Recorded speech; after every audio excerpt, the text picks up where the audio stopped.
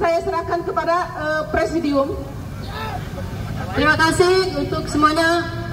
Puncak acara hari ini kita akan mendengarkan Pak Presidium Pak Din Samsudin untuk kita semua. Ya ibu-ibu bapak-bapak semuanya ya, mohon yang belum duduk dulu ya. Kita akan dengarkan beliau. Assalamualaikum. Sebelum saya mulai, saya mohon kesediaan para presidium yang hadir untuk dapat bersama saya di panggung. Bapak Abdullah Hehamahua, Jenderal Fakhrul Razi, dan Dr. Paulus Januar,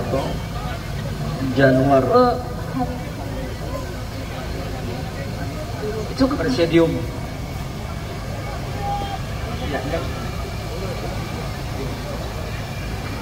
Dari 9 presidium gerakan penegak kedaulatan rakyat ya, yang hadir 4 orang,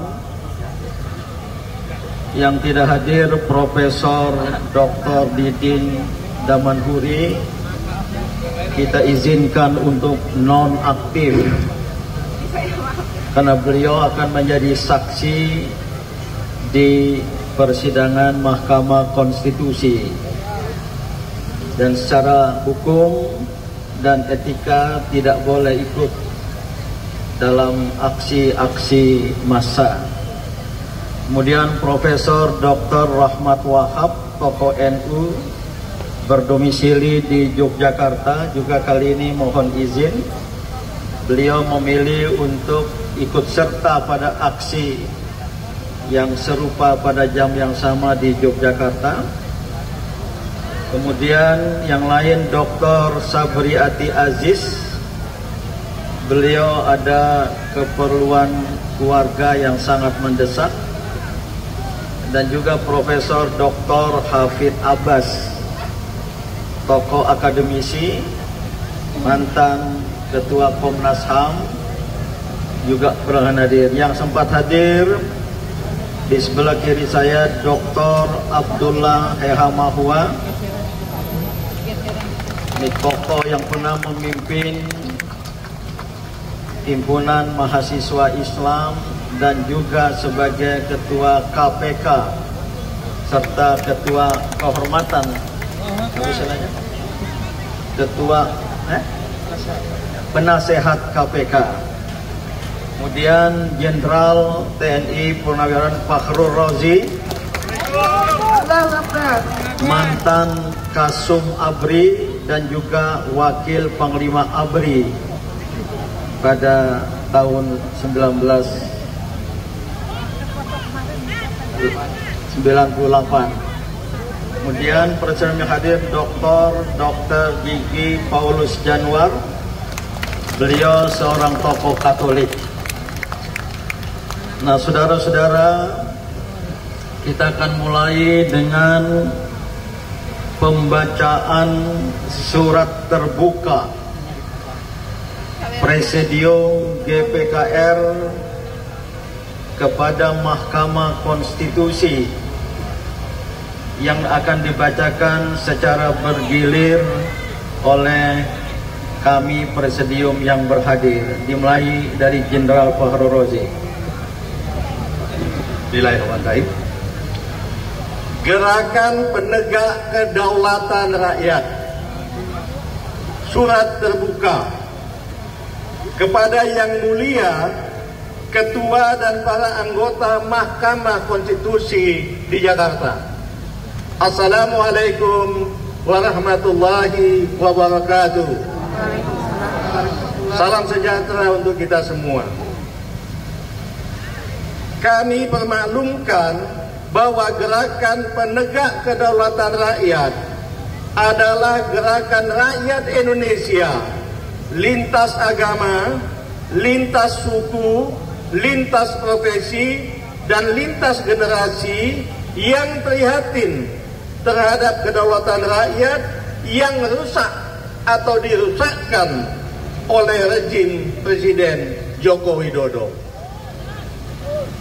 Puncak dari pengerusakan dan peruntuhan itu terjadi pada penyelenggaraan pemilihan umum dan pemilihan presiden 2024 dengan keterlibatan presiden yang terlalu jauh dalam dan nyata untuk memenangkan partai politik atau pasangan calon presiden, calon wakil presiden tertentu secara inkonstitusional dengan menyalahgunakan kewenangan atau abuse of power.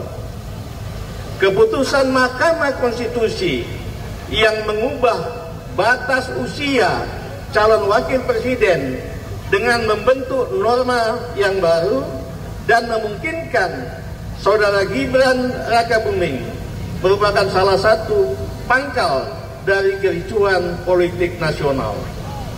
Kericuhan politik tersebut akan terus terlanjut walaupun seandainya Gibran Rakabuming dilantik sebagai wakil presiden.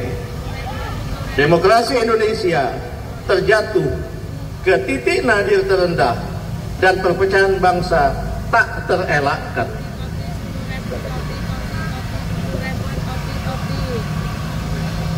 Sehubungan dengan itu, dengan penuh tazim dan harapan kepada Mahkamah Konstitusi sebagai penjaga konstitusi dan benteng terakhir penegakan hukum dan keadilan, kami mengetuk hati segenap hakim Mahkamah Konstitusi untuk satu, dalam memutuskan perkara sengketa pemilu Pilpres mengedepankan moral, hati nurani dan akal budi, dan bertindak secara jujur, adil, objektif, imparsial, profesional, dan bertanggung jawab atas masa depan bangsa dan negara.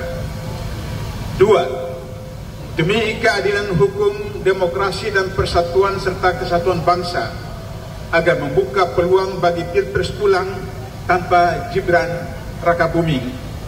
Inilah jalan tengah terbaik bagi bangsa dan negara di masa depan, yang tanggung jawab penuaiannya berada pada Mahkamah Konstitusi.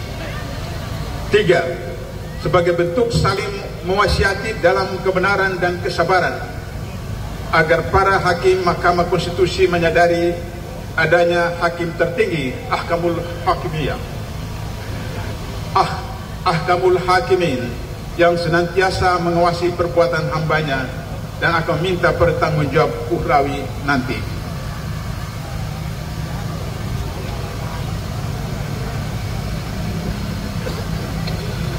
Gerakan Penegak Kedaulatan Rakyat GPKR akan mencermati secara seksama persidangan Mahkamah Konstitusi dan akan terus memberi respon sebagai bentuk penjelmaan hak konstitusional rakyat berdaulat. Pada 20 April 2024, saat Mahkamah Konstitusi mengumumkan keputusan sidang sengketa pemilu Pilpres, GPKR akan datang menyambut dengan massa yang sebesar-besarnya, baik di Jakarta maupun di daerah-daerah. Demikianlah pikiran dan harapan kami untuk mendapat perhatian semestinya. Perjuangan ini tiada titik kembali.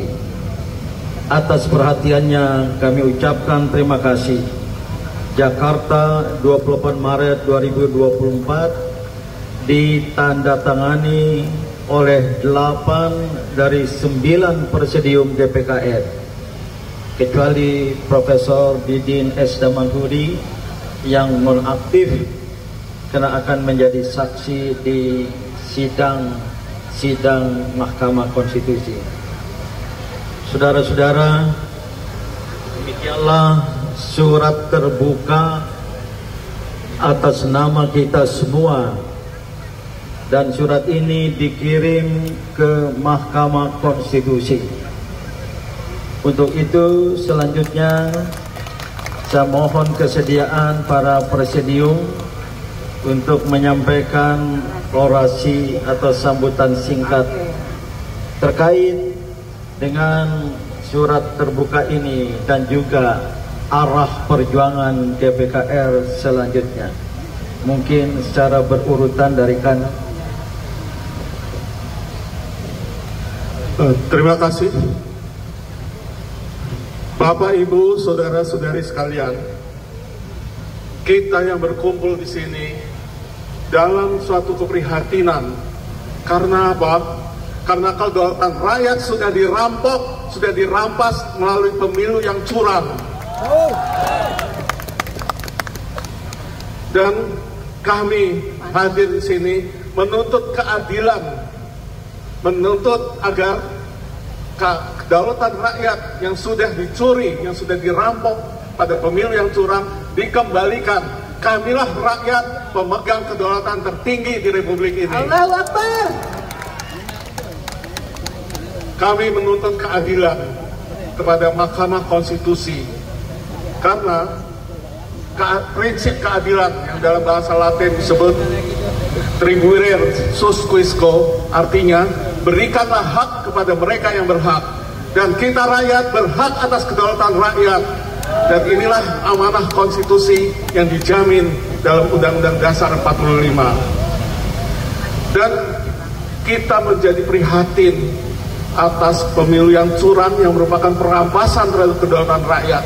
Kita lihat keputusan Mahkamah Konstitusi nomor 90 yang mengubah secara semena-mena tentang batas usia calon presiden dan calon wakil presiden.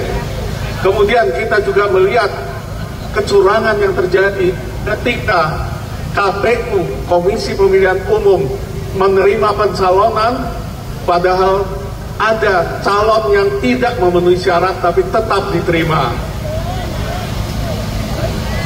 Kemudian kita juga prihatin akan bantuan sosial yang sebenarnya uang rakyat, harta rakyat, untuk rakyat, tapi digunakan untuk kepentingan salah satu pasangan calon tertentu. Dan kita merasa terusik juga dengan intimidasi yang terjadi untuk memilih salah satu calon tertentu. Dan kita lihat juga pelanggaran yang terjadi ketika data pemilu ternyata disimpan di perusahaan di Singapura yang berpusat di Cina. Ini semua merupakan keprihatinan kita, dan hari ini kita datang ke Mahkamah Konstitusi menyampaikan surat terbuka sebagai the last resort, sebagai instansi terakhir yang resmi untuk menuntut kemerdekaan, kedaulatan rakyat. Apabila kita tidak mendapatkan keadilan, tidak mustahil akan terjadi pengadilan rakyat. Allahu Akbar. Dan dalam jangka panjang juga akan terjadi pengadilan sejarah. Karena itulah kami mengetuk hati, mengetuk kesadaran para hakim konstitusi untuk memutuskan secara seadil-adilnya. Kami menuntut, kami mengharapkan para hakim konstitusi menunjukkan integritas dan kredibilitas mereka, karena inilah tugas sejarah. Dan semoga kita semua dilindungi dan dirahmati oleh Allah yang Maha Besar. Allahu Akbar. Allahu Akbar. Silakan.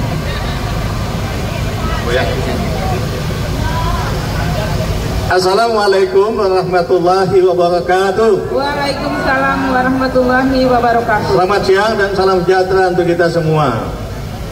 Saya Jenderal TNI Purnawirawan Fahrul Razi, merasa sangat bangga berada di tengah-tengah bapak-bapak ibu-ibu sekalian. Kita yakin bahwa kita punya sikap yang sama, bahwa pagi ini kita datang di sini mulai subuh-subuh tadi dengan satu tujuan yang sama, mengingatkan hakim-hakim Mahkamah Konstitusi untuk melakukan tugasnya dengan sebaik-baiknya dan seadil-adilnya. Betul? Beberapa waktu yang lalu kita sangat kecewa dengan Mahkamah Konstitusi yang sebetulnya baik. Martabat Mahkamah Konstitusi yang sangat tinggi menurut konstitusi kita telah dirusak, diacak-acak oleh Bapak Joko Widodo, Presiden Republik Indonesia, yang bekerja sama dengan Pak Anwar Usman, Ketua Mahkamah Konstitusi, betul? Untuk mengacak-acak konstitusi guna meloloskan yang namanya Gibran untuk menjadi calon wakil presiden Republik Indonesia, padahal itu bertentangan dengan semua aturan perundang-undangan yang ada, betul? Tapi alhamdulillah saat ini Mahkamah Konstitusi sudah dipimpin dan diawaki oleh hakim-hakim konstitusi yang profesional dan takut pada Tuhan, betul? Paling utamanya takut pada Tuhan. Hakim-hakim konstitusi saat ini tidak akan tergoda oleh uang, betul? Tidak akan tergoda oleh janji jabatan dan kekuasaan, betul? Tidak akan tergoda oleh politik dinasti, betul? Dan juga tidak takut dengan ancaman. Karena ancaman yang ditakuti oleh hakim konstitusi hanyalah ancaman dari Tuhan, betul? Mudah-mudahan peristiwa lalu tidak terulang lagi. Kita sebagai orang yang beragama memang sangat sedih ketika Joko Widodo pada saat dia dilantik menjadi presiden menyampaikan sumpahnya bahwa akan melaksanakan tugas dan kewajiban Presiden Republik Indonesia dengan sebaik-baiknya dan seadil-adilnya. Sekarang adil apa enggak? Jadi beliau sudah melanggar sumpahnya. Kalau melanggar sumpah, ya mohon maaf, kita semua tahu pasti ada laknat dari Allah Subhanahu wa Ta'ala nanti. Dan kita yakin juga, saya sebagai purnawirawan TNI yakin bahwa teman-teman TNI juga goyah melihat ini, galau melihat ini. Karena di TNI kan ada penegasan dalam Sabta Marga. Kami kesatria Indonesia yang bertakwa kepada Tuhan Yang Maha Esa, serta membela kejujuran, kebenaran, dan keadilan. Betul?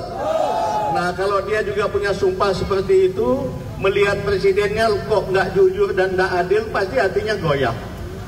Mudah-mudahan ini juga tidak menggoyahkan bangsa ini.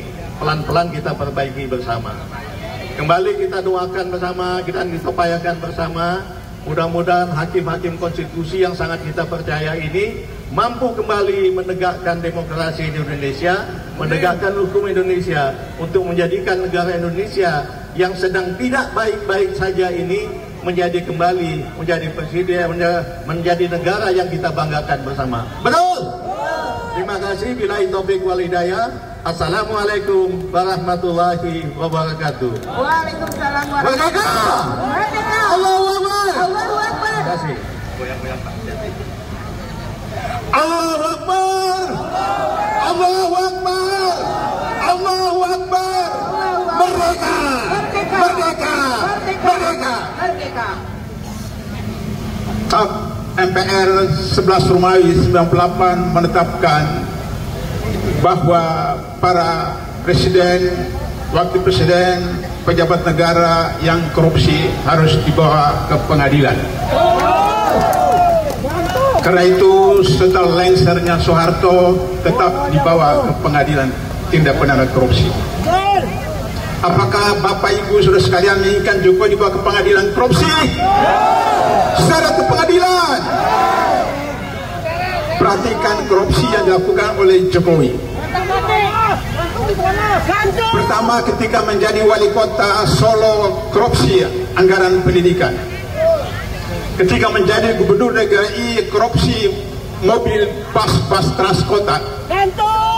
Ketika jadi presiden, korupsi dana APBN, dana bansos, pembangunan dari Aceh sampai Papua Barat itu dikorupsi. Karena itu tidak ada pilihan lain. Jokowi harus diseder ke pengadilan tindak pidana korupsi. Kenapa Jokowi harus dibawa ke pengadilan? Sebab pertama, sebelum Jokowi jadi presiden, indeks persepsi korupsi Indonesia itu mencapai 42. Dan ketika 10 tahun kurang lebih Jokowi menjadi presiden, indeks persepsi korupsi Indonesia turun menjadi 32 minus 10, lebih rendah dari Timor Leste. Itu karena korupsi yang dilakukan oleh Jokowi dan aparatnya. Yang kedua, Jokowi mempunyai andil besar membuat orang Indonesia itu menjadi bodoh. Kenapa? Karena dalam pemerintahan Jokowi, tingkat intelektual Indonesia atau IQ itu hanya sama dengan IQ simpanse, yaitu 78. Kenapa? Karena anggaran pembangunan dari Aceh sampai ke Papua Barat itu dikorupsi oleh rezim Jokowi. Padahal wilayah Indonesia itu 2/3 adalah laut. Bagaimana mungkin orang NTT, bagaimana orang NTB, bagaimana orang Papua, bagaimana orang Sulawesi Selatan itu mengalami penderitaan kekurangan gizi anak-anaknya? Stunting merupakan angka yang sangat tinggi di Indonesia.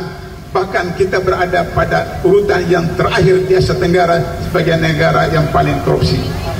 Karena itu maka jika korupsi mau diberantas dengan tuntas, tidak ada cara lain, harus Jokowi diseret ke pengadilan tindak pidana korupsi. Seret ke pengadilan Jokowi. Bersediakah saudara-saudara, Bapak Ibu menyeret Jokowi ke pengadilan korupsi? Ya, semangat. Karena itu Undang-Undang Dasar 45 yang baru mewariskan, mewajibkan, mengamanatkan dibentuknya Mahkamah Konstitusi. Mahkamah Konstitusi adalah institusi yang ditetapkan oleh negara, oleh konstitusi, agar supaya menyelesaikan persengketaan antar lembaga, khususnya tentang pemilu, pilpres, pilkada, dan seterusnya. Oleh karena itu, maka jika Mahkamah Konstitusi tidak menjalankan tugas kewajibannya sebagaimana surat terbuka yang disampaikan oleh Presiden tadi, maka saya ingin ingatkan kepada para anggota Mahkamah Konstitusi dan Bapak Ibu sekalian, saya dengan teman-teman KPK pernah menangkap Ketua Mahkamah Konstitusi.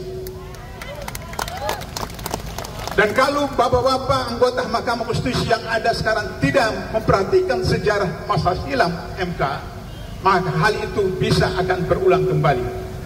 Oleh karena itu kita datang ke situ memberikan dukungan moral, memberikan support kepada anggota MK yang dalam sistem ketatanegaraan dalam dunia modern, hakim adalah wakil Tuhan di dunia.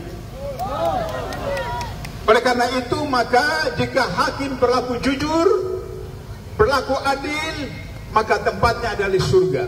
Tapi ketika hakim berlaku tidak adil, tidak jujur, tempatnya adalah di neraka. Sebelum neraka di akhirat, masuk dulu neraka di dunia, yaitu di penjara Cipinang. Allahu Akbar. Oleh karena itu maka saya berharap kepada ibu bapak ibu sekalian, sampai tanggal 22 hari terakhir MK harus memutuskan siapa yang bersalah, siapa yang benar. Bapak Ibu senantiasa harus ikut serta bersama-sama dengan Presidium untuk selalu meramaikan sampai 1 juta, 2 juta. Insya Allah MK akan mengubah pendiriannya kembali kepada hati nuraninya. Bersedia Bapak Ibu untuk datang berjuta-juta sampai 1 juta, sampai 2 juta. Bawa keluarga, bawa anak istri, bawa tetangga. Dengan itu maka harapan anak cucu kita 2045 bisa terselamatkan dari hutan yang telah tandus, dari laut yang sudah terkotori, dari utang yang meninggi yang capai 22.000 triliun, yang itu akan menjadi beban buat kita pada masa depan, khususnya anak cucu kita. Mari kita bersama-sama untuk mempenjarakan Jokowi. Penjarakan Jokowi. Penjarakan Jokowi. Penjarakan Jokowi. Penjarakan Jokowi. Allahu Akbar. Allahu Akbar. Allahu Akbar. Allahu Akbar. Allahu Akbar. Allahu Akbar. Merdeka. Merdeka. Merdeka. Merdeka. Merdeka. Merdeka.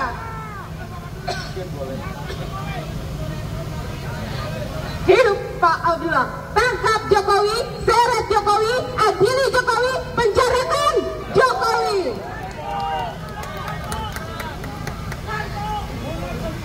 Assalamualaikum warahmatullahi wabarakatuh. Waalaikumsalam warahmatullahi wabarakatuh. Salam sejahtera untuk kita semua. Sengaja saya minta para presidium untuk kembali ke tempat duduk karena panggung sudah mulai goyang. Kalau seandainya rubuh, biarlah saya sendiri yang menjadi korban.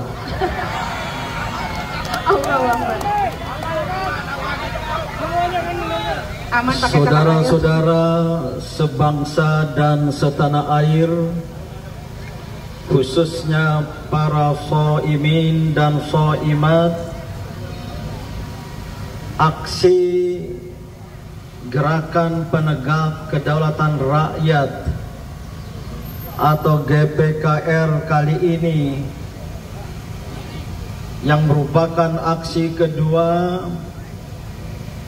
memang sangat terbatas, khususnya yang berlangsung di ibu kota Jakarta. Namun juga aksi serupa berlangsung di beberapa kota yang diselenggarakan oleh GPKR daerah di Surabaya, Solo, dan Yogyakarta. Bahkan GPKR Jawa Barat yang sebagian pendukungnya hadir di tempat ini juga melakukan aksi dalam sebuah pengadilan terhadap rektor ITB kalau tidak salah, yang diduga atau patut diduga terlibat dalam perancangan dan rekayasa Sirekap yang dipakai oleh KPU. Nah, saudara-saudara, saya lebih banyak berbicara tentang gerakan kita. Substansi sudah banyak disampaikan oleh para orator terdahulu maupun nanti akan dilanjutkan oleh penyampai orasi-orasi kemudian setelah kami ini. Pertama yang ingin saya sampaikan atas nama presidium, mohon maaf saya lupa menyebut satu nama anggota presidium yang tidak hadir, yaitu Komisaris Jenderal Polisi Purnawirawan Ugroseno, mantan Wakil Kapolri, Wakapolri beberapa waktu yang lalu, yang beliau sedang berada di Medan. Nah, GPKR mohon pemahaman dan pengertian. Tadi disebutkan dalam surat terbuka adalah gerakan rakyat Indonesia lintas agama. Ini banyak hadir kawan-kawan dari gereja. Memang komunitas agama-agama lain terus menerus kita ajak bergabung. Insya Allah pada waktunya GPKR didukung oleh seluruh umat berbagai agama. Amin. Amin. Jadi sebagai gerakan rakyat Indonesia lintas agama, lintas suku, semua yang hadir ini dari berbagai suku, lintas profesi, lintas generasi. Ini generasi muda banyak, milenial, mak-mak, generasi tua juga banyak. Ini presidium tadi ini termasuk generasi tua. Saya lebih muda dari beliau bertiga.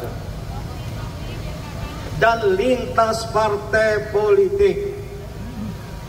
Maka mohon pemahaman dan pengertian. GPKR tidak berhubungan secara organisatoris dan tidak berafiliasi dengan partai politik manapun. Dan juga dengan demikian tidak berhubungan dan tidak berafiliasi dengan paslon presiden wakil presiden nomor berapapun. Saya tahu yang hadir ini banyak dari pendukung paslon 01, tapi juga ada dari paslon 03. Mereka menyampaikan pada saya kami ikut hadir. Mungkin ada juga dari pendukung paslon 02. Habis. Nggak ada. Habis nanti. Ya. Oleh karena itu mohon pemahaman ketika terlibat dalam aksi GPKR, kita tanggalkan sementara atribut-atribut partai, atribut-atribut paslon, termasuk dalam spanduk-spanduk kita, agar GPKR ini suatu gerakan rakyat yang lebih besar, agar GPKR ini bersifat inklusif dan GPKR menjadi milik semua. Mohon sekali pengertian dan pemahamannya. Dari presidium banyak yang menjadi anggota dari tim TPN, apalagi. Tapi waktu aksi GPKR tidak boleh pakai atribut-atribut partai. Mohon sekali pengertiannya. Setuju? Setuju. Ini betul-betul saya mohon. GPKR yang kedua, Gerakan Penegak Kedaulatan Rakyat. Ini sebuah gerakan yang berjangka panjang, yang bertujuan untuk menegakkan kembali kedaulatan rakyat yang tadi dinyatakan dalam surat terbuka telah runtuh dan diruntuhkan, telah rusak karena dirusakkan oleh rejim Presiden Joko Widodo. Dan puncak dari keruntuhan dan perusakan itu adalah pemilu dan Pilpres 2024 yang curang secara TSM, terstruktur, sistematis, masif. Saya dengar ceramah Habib Muhsin Al-Atas yang baca doa tadi secara Islam. Ini kami sepadepokan di Gontor yang telah rusak secara STM, S sistematis, T terstruktur, M masif. Saya kemudian menyambut, kenapa tidak ditambah J menjadi STMJ? Sistematis, terstruktur, masif, dan J apa J? Jahat. J apa? Jahat. Enggak, apa lagi? Jorok. Jorok. J apa lagi? Jahil. JJ. Oh, bagus. Jahanam. Jolim. Boleh juga, bukan jalim. Jolim itu pakai zot. Boleh juga yang telah rusak, curang secara STMJ, walaupun dalam undang-undang secara TSM. Oleh karena itu, sekali lagi, oleh karena itu, gerakan GPKR dalam jangka pendek Sekali lagi, dalam jangka pendek, bahwa biang kerok, sumber dari segala masalah runtuhnya kedaulatan rakyat, yaitu Presiden Joko Widodo, harus dimakzulkan. Makzulkan Joko Widodo. Ini sudah termuat dalam pernyataan deklarasi GPKR, tidak diulang-ulang kecuali di dalam orasi-orasi boleh. Jangan lupa itu target kita. Makzulkan Kalau Jokowi. saya sebut dalam jangka pendek, inginnya berapa bulan? Bulan depan. 1 bulan. 1 bulan, Prof. 1 bulan. Yang ingin 1 bulan angkat tangan. Yang ingin setengah bulan. Yang ingin 3 bulan. Nggak ada. Ini jangka pendek. Kawan-kawan buruh yang dipimpin oleh Kang Jumhur Hidayat ada datang? Ada, Pak. Ya. Di belakang, ada di belakang. Ingin melakukan aksi besar-besaran May Day Revolution. pada 1 Mei yang akan datang. 1 Mei yang disebut May Day, Revolution. Hari Buruh.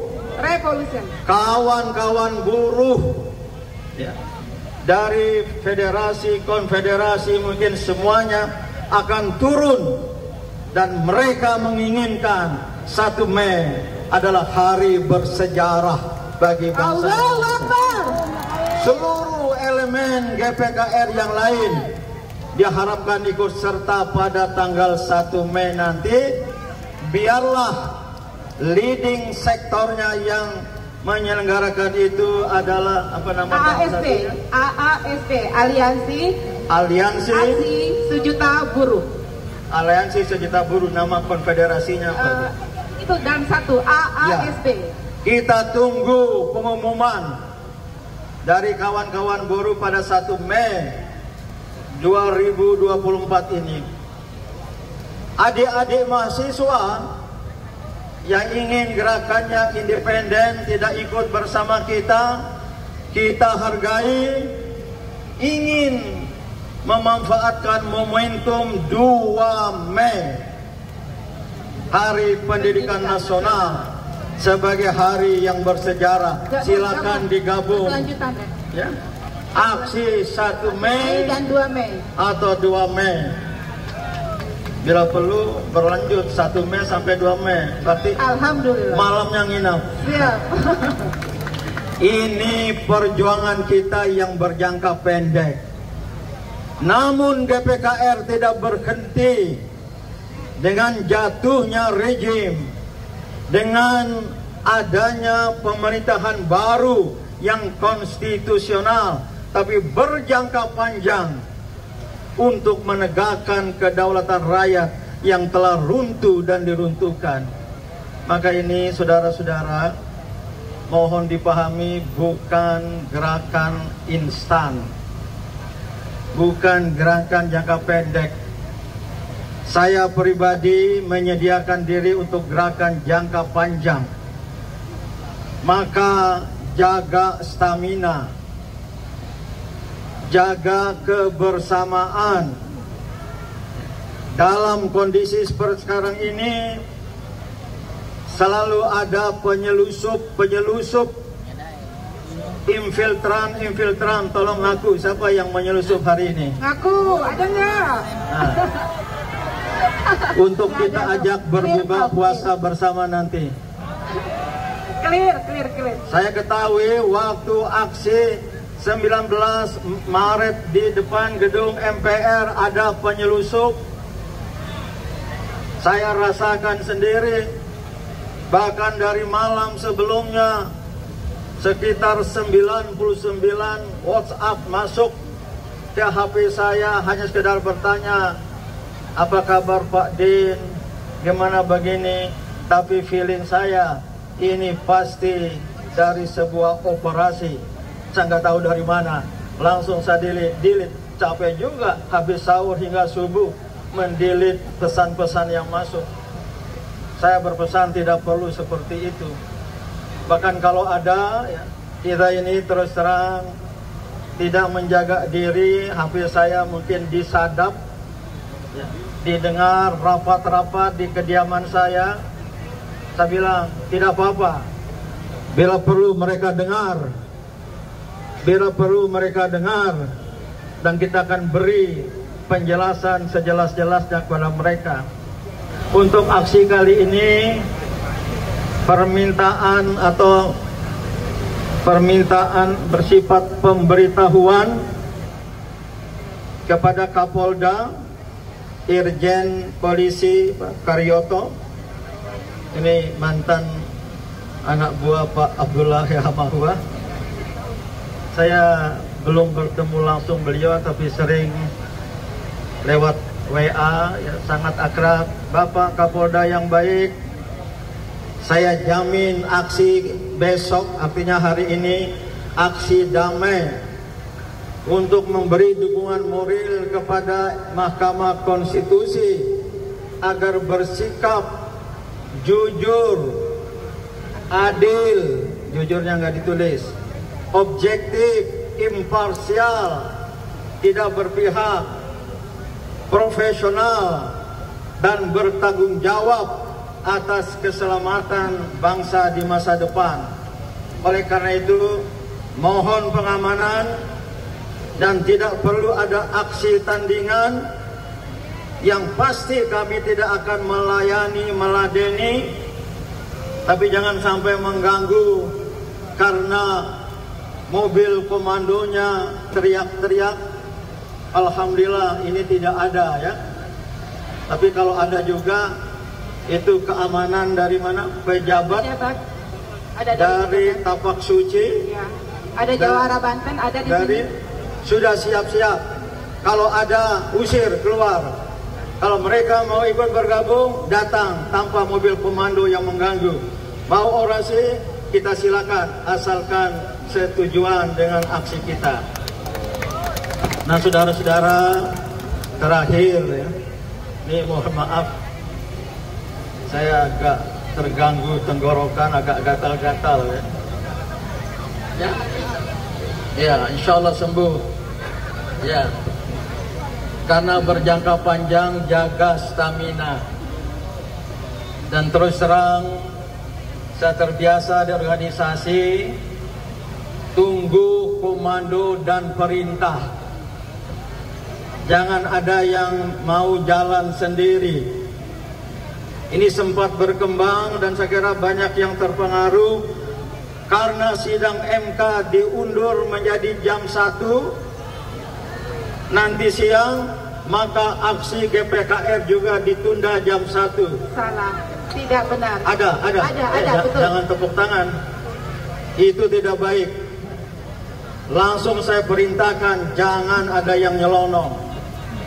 Kalau tidak ada dari presidium perubahan, berarti tetap jam 7. Bergerak dari arah Gambir ke depan gedung Indosat ini. Ibu Nurdiati Akma yang ke Gambir itu yang datang mungkin lebih awal, ingin sholat subuh berjamaah di sana. Jadi tidak salah itu. Tapi tempat aksinya di tempat ini. Maka tolong jaga perintah dan juga jaga kedisiplinan dan kebersamaan. Ini alhamdulillah banyak yang bersedia berpanas-panasan di bawah, duduk bersama kami. Ya. Tadi saya ingin berempati dengan ibu-ibu tanpa alas tempat duduk, ya. Iya, betul. Tapi terakhir diberi alas tempat duduk. Ini sebagai bagian dari kebersamaan kita. Allahu Akbar. Mohon ke depan, ya, kita bersama-sama. Teman-teman yang ada di pinggir, mohon maaf bisa bersama-sama ke depan. Tidak perlu ada yang duduk-duduk, tidak ada yang di sebelah sana. Sekaligus untuk memberi satu efek gambar yang bagus. Karena ini saya kira TV internasional sekalipun ikut hadir. Demikianlah dari kami presidium. Yang penting untuk menyambut sidang MK kita akan adakan aksi 2 kali. Yang pertama sekarang kita kirim surat terbuka ke MK, insya Allah sudah sampai. Mudah-mudahan mereka baca dan mudah-mudahan mereka terpengaruh. Apalagi tadi ada poin yang dibaca oleh Pak Abdullah bahwa ingat ada ahkamul hakimin, Allah subhanahu wa ta'ala pemimpin hakim yang tertinggi. Jangan main-main menyangkut masa depan rakyat. Ini bagus ya oleh panitia.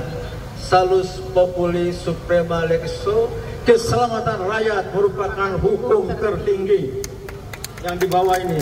Dia justitia sailum, tegakkan keadilan walau langit akan runtuh. Allahu Akbar. Kita lakukan seperti itu. Yang kedua, nanti tolong catat tanggalnya.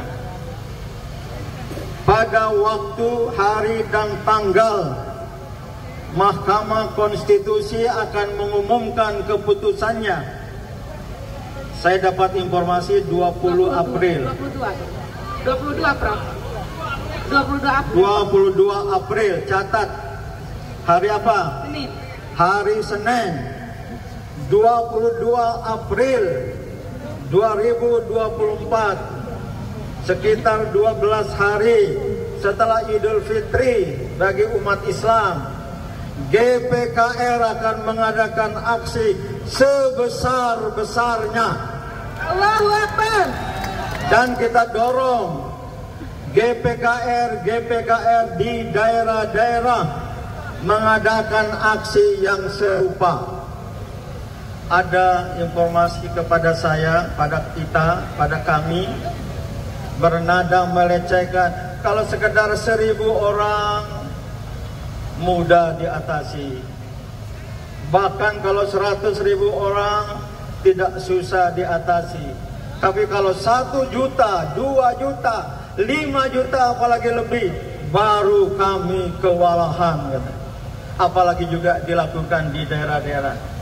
Maka ajak semua GPKR, hanya gerakan kita semua. Silakan elemen-elemen simpul-simpul memakai atributnya sendiri, asalkan jangan partai politik dan paslon. Ya.